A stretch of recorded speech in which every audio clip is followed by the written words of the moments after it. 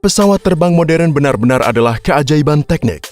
Pesawat mengatasi turbulensi bergejolak dan tak terduga di udara dan menuntaskan penerbangan dengan berbagai manuver rumit.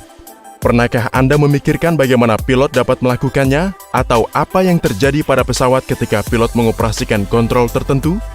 Dalam video ini, kita akan mengeksplorasi bagaimana pesawat bisa terbang dan bagaimana pilot dapat mengendalikan pesawat terbang dengan cara yang logis, namun sederhana. Kami berterima kasih kepada SimScale karena telah meminjamkan dukungan CFD mereka dan membuat video ini lebih informatif. Pertama, mari kita lihat lebih dekat sayap dan ekor pesawat modern. Satu hal menarik yang akan Anda ketahui adalah bahwa sayap dan ekor tidak dibuat sebagai satu kesatuan yang solid. Sayap dan ekor pesawat memiliki banyak bagian yang bisa digerakkan.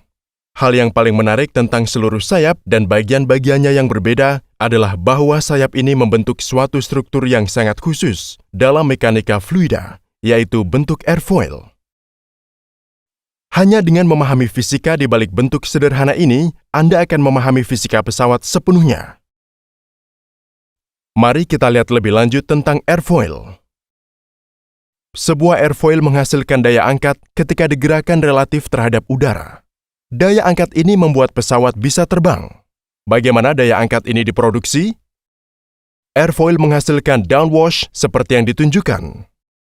Ini menyebabkan perbedaan tekanan di bagian atas dan bawah airfoil, dan kemudian menghasilkan pengangkatan. Analisis CFD yang berkualitas tinggi ini dilakukan menggunakan perangkat lunak SimScale yang jelas menggambarkan fakta ini.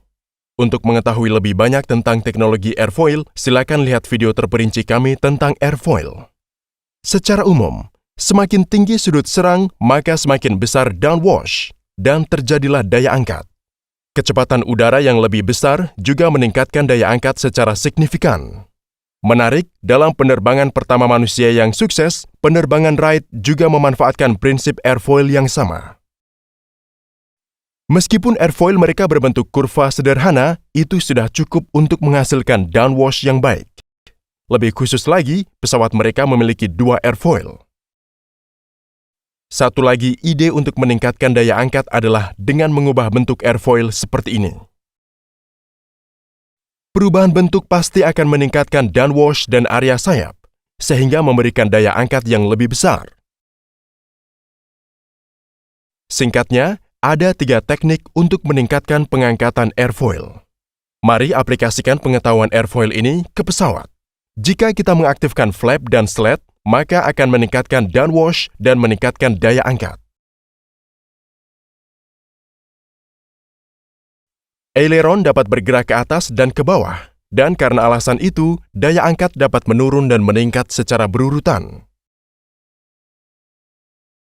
Di bagian ekor pesawat, Anda dapat melihat 2 attachment, kemudi dan elevator. Anda dapat mengontrol gaya vertikal di bagian ekor dengan menyesuaikan elevator. Dengan menyesuaikan kemudi, Anda dapat mengontrol gaya horizontal. Sekarang, mari kita masuk ke bagian yang paling menarik dari video. Mengendalikan pesawat menggunakan attachment sayap sederhana ini. Mari kita mulai dengan bagian lepas landas penerbangan. Untuk membuat pesawat lepas landas dari tanah, yang harus Anda lakukan adalah meningkatkan daya angkat menggunakan berbagai teknik dan pastikan daya lebih dari tarikan gravitasi.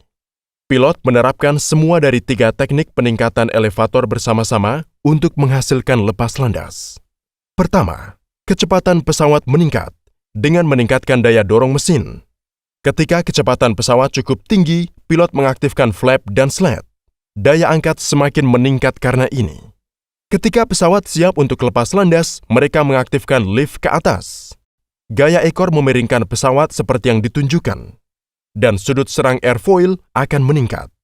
Elevator tiba-tiba meningkat karena ini, dan pesawat lepas landas. Biasanya sudut serang dipertahankan sebesar 15 derajat untuk lepas landas. Dalam diskusi ini, kita membicarakan tentang dorongan mesin. Tetapi, bagaimana mesin mampu menghasilkan dorongan?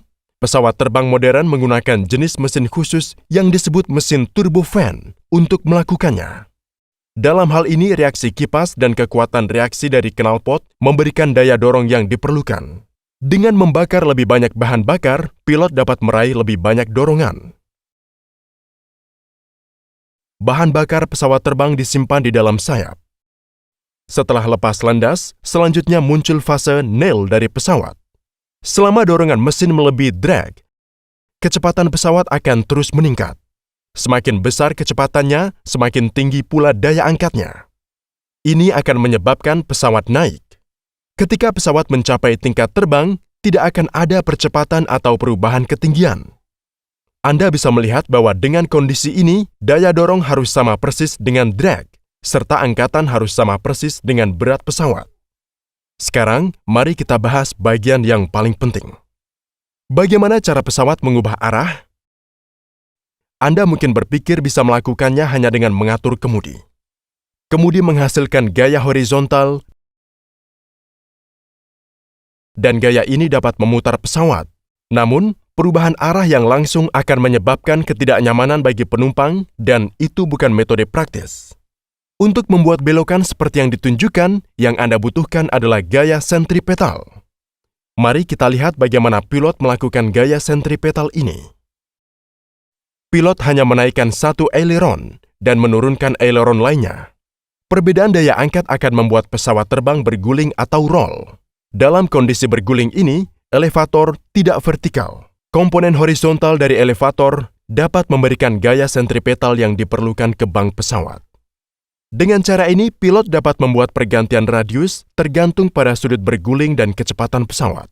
Namun, teknik bank ini memiliki beberapa kelemahan. Saat Anda menahan satu aileron dan aileron lainnya turun, gaya hambat atau drag yang diinduksi pada sayap tidak sama. Ini akan menyebabkan pesawat oleng. Fenomena ini dikenal sebagai oleng adverse. Kemudi harus dioperasikan secara bersamaan untuk mencegah oleng adverse. Cara pilot mengendalikan berbagai attachment sayap dan keseluruhan pesawat diilustrasikan dalam animasi ini. Dalam prakteknya, komputer mengontrol secara akurat semua attachment sayap ini menggunakan sistem fly-by-wire.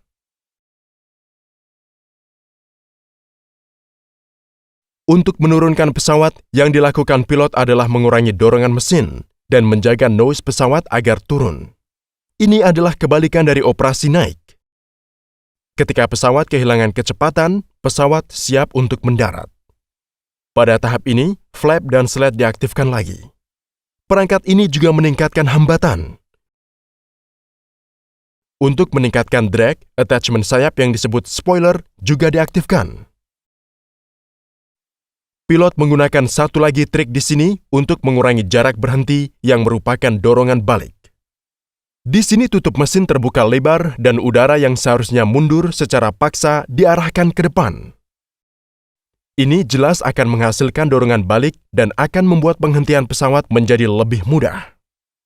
Simulasi CFD yang kita lihat dalam video ini diproduksi oleh SimScale, perangkat lunak FIA dan CFD berbasis komputasi cloud yang kuat.